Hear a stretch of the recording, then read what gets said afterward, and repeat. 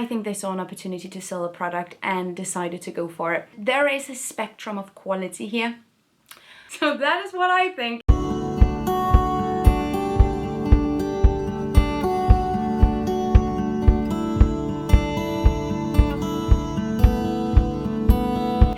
And welcome back to my channel. My name is Gita Marie, and this is the series where we criticize, discuss and complain about sustainable products. Sustainable here being a really wide spectrum, from greenwashing to actual sound products that might just not work as well as they should. And I know for a fact that I am not the only one who has complaints here, so I asked you guys, and today I'm going to be reacting to your biggest eco disappointments. The sensory experience ruins every meal. This was said about wooden or bamboo disposable cutlery, and I felt this in my bones. It's been a while since we discussed more eco versions of single-use disposable products like the wooden or bamboo disposable plates and cutlery, etc. I have videos about it, but they're a few years old, so let's just revisit. It does not necessarily have a smaller impact if you do disposable cutlery in bamboo or wood compared to plastic. Plastic, wood, bamboo, etc. have different pros and cons on different spectrums. It would be tremendously better to move away from disposables and single-use products altogether, especially for something like cutlery, and move to something that can be washed and reused over and over again. I hate when you order food and that is the cutlery your food comes with. It takes away all my joy. Now, plastic obviously has a lot of climate-related issues, from microplastic to its production to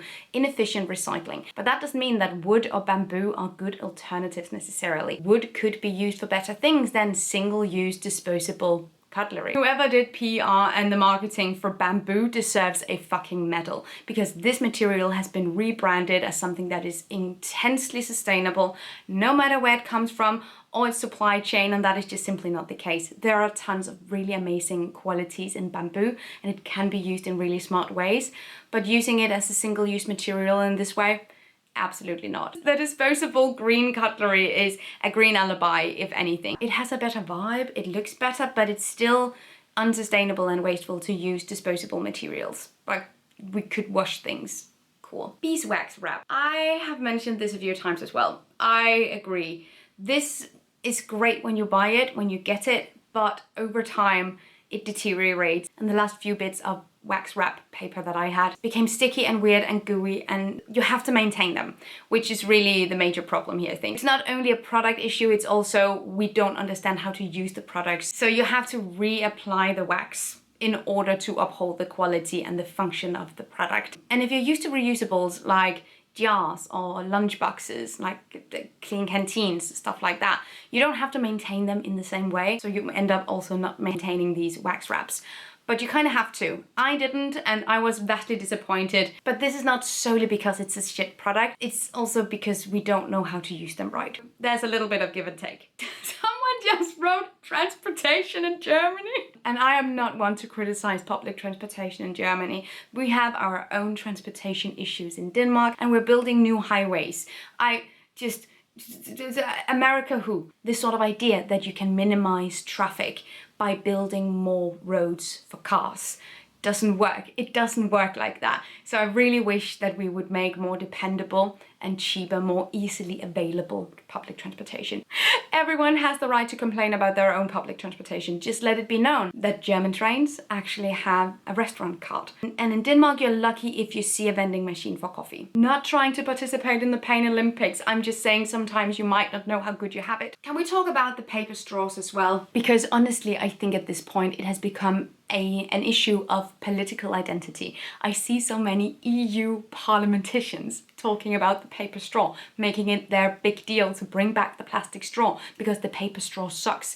Maybe it's not that we need a different type of straw. Maybe it's that we need different type of packaging so we don't depend on the straw so much. That being said, there are people with certain disabilities that need this as a helping tool. But if you don't need it, don't use it. I avoid the paper straw like the plague. It makes every beverage taste like cardboard. So bloody awful. No. Once again, still a single-use product. Some paper straws are also treated with bleach or other coatings to make them more resilient, to make them last longer, etc.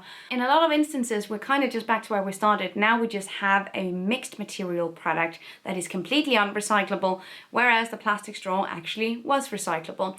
Anyway, I don't think most people need a straw at all. I said what I said. So the products or the company that was mentioned by far the most in the comments when I asked you guys what kind of product, sustainable or eco-coded, disappointed you the most was Last Object. Last Object is a Danish found company that makes reusable products that would otherwise be disposable. Cotton swabs, napkins, straws, I think are their three main. They might actually also have gone into doing laundry strips, but those three are definitely the ones that they are famous for the most. Full disclaimer, I received a lot of these products back in 2018, 19, etc. And I used the cotton swabs as well. They both had one for cleaning your ear. They also had one specifically for correcting makeup. And one of the criticisms that I see over and over again is that the product was flimsy. A lot of people experienced them breaking apart.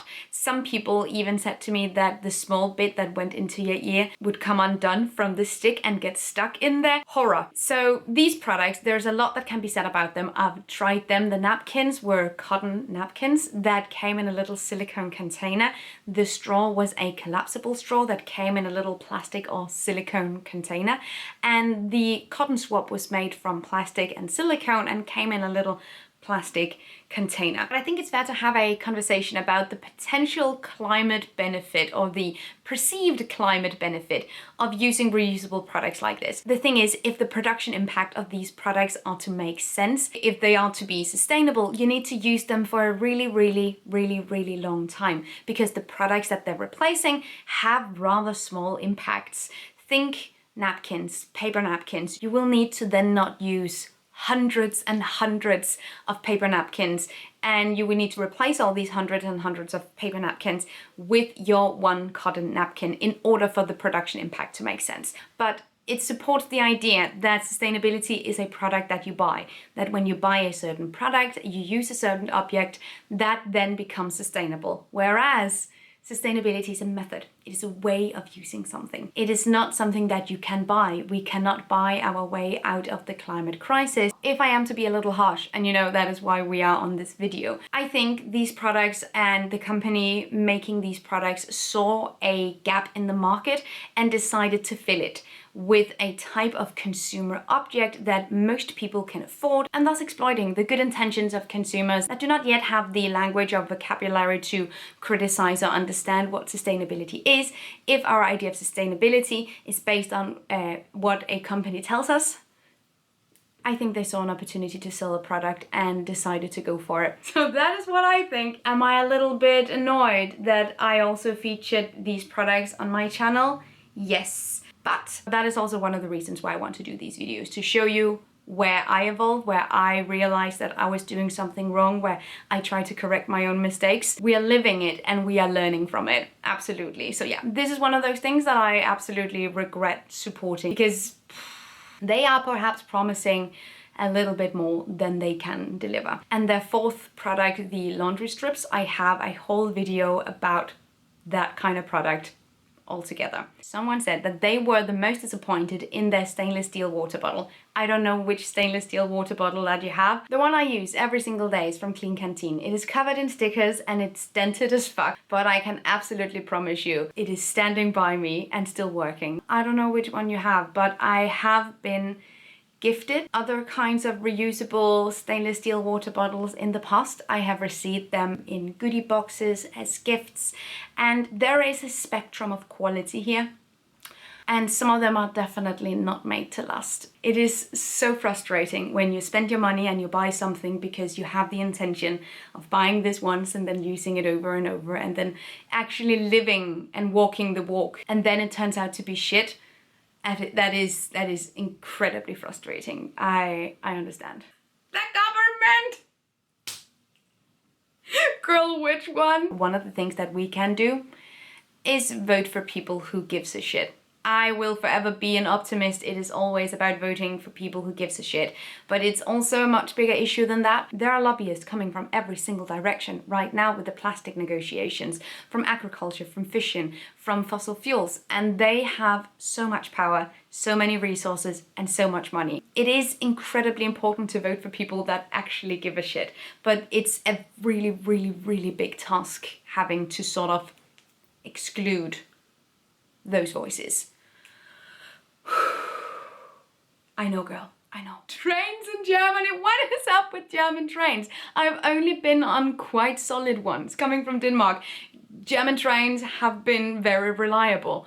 I don't know if people have other experiences. I've taken trains through Germany many times. It's always been great. I don't know, one time there wasn't an electrical outlet and that's basically it. They've been great. I don't know what you're on about. And as a final point, let's talk about vegan leather. Again, what an insane spectrum. There are really good quality synthetic leathers out there, plant-based leathers. The thing is, vegan just means no animals, which means that it's both plant-based leathers as well as synthetic plastic-based leathers. And do you care to take a guess as to which one dominates the market? Plastic leathers, exactly. I have so many experiences with vegan leather alternatives just absolutely crumbling between my hands. Very frustrating. I also know that there are really good quality plant-based leathers out there. They do actually exist. It's just the fast fashion industry takes up such a massive part of the market. So the vast majority of products we will be in contact with will be of lesser quality. I can also make a whole ass speech about the fact that putting vegan in front of something doesn't make it sustainable. It's a different thing. I've been a vegan for 9-ish years. This is not to shit on vegans. It's just when we're talking about impact, sustainability, pollution, something being vegan leather doesn't make it sustainable. And a lot of people are getting disappointed, and a lot of people are disappointed by it. And that is completely fair. It is shit material the vast majority of times. I have heard of good options. My thing, and you know, like, people agree and disagree. They like, do whatever you want. I am a 100% secondhand vintage heirloom leather girl. I have leather products that I've had my family for generations. Love them, maintain them, will use them. They will outlive me. If I find a good quality leather product in a vintage store, thrift store, I will use that. If you're not into it, completely okay as well. But it's already in the waste cycle. You're not supporting the industry when you buy it from a secondhand shop. So yeah, that is also an option. You can do that too. But it's a massive pet peeve of mine. And I wish fast fashion companies wouldn't take the vegan word in their mouth. It makes us all look like idiots. Anyway, those are some of the things that you needed to get off your chest. And clearly I felt the same way. Let me know down below if you want a part 2 of this. I have more entries, and also let me know if you have products that really frustrated or disappointed you. Leave them in the comments. Thank you so much for watching. Have an amazing day, and I will see you guys next time. Take really good care of yourselves. Until then, bye.